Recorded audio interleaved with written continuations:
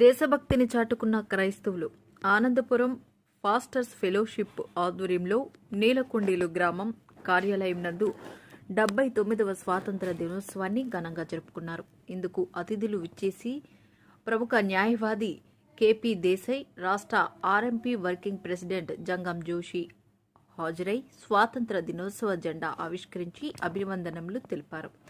దేశాయ్ మాట్లాడుతూ స్వాతంత్రం ఒకటైతే మన దేశ రాజ్యాంగం గొప్పదని, సర్వ మతాలు కులాలు అన్నీ ఈ దేశానికి సమానమేనని బిఆర్ అంబేద్కర్ గారిని గుర్తు చేశారు, వ్యాఖ్యానించారు.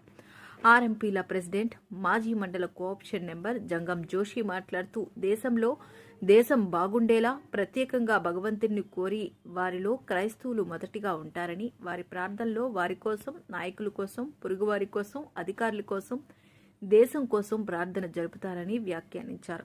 ఈ కార్యక్రమంలో ఫెలోషిప్ అధ్యక్షులు ప్రభుదాస్, కార్యదర్శి Anandarao, John Moses, S Stephen, సన్ డేవిడ్ తదితరులు పాల్గొన్నారు.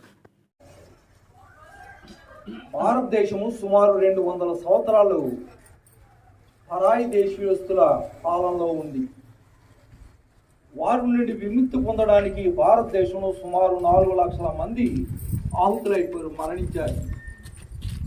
దాంట్లో క్రైస్తవ సోదరులు కూడా 1 లక్ష వరకు ఉన్నారు. అంటే కొంతమంది ఐడెంటిఫై చేయబడ్డవారు కొంత 80 లక్షల మంది అయితే ఐడెంటిఫై చేయని వాళ్ళు కూడా చాలామంది ఉన్నారు. మరి స్వాతంత్ర్యాన్ని కోరుకునేవాడు ఎవడంటే మొదటకుండా ఉండేది క్రైస్తవుడే. ఎందుకనంటే దేవుడే చెప్పాడు, మీరు బాండ్ ఫ్రీ, మిమ్మల్ని స్వతంత్రంగా చేయటం కోసమే నేను వచ్చానని ప్రభువైన యేసుక్రీస్తు వారు మాట అన్నాడు.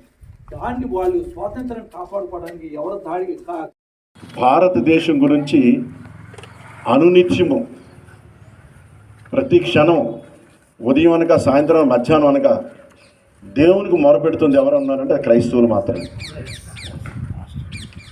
ఇది అందరికీ చెప్పగలం.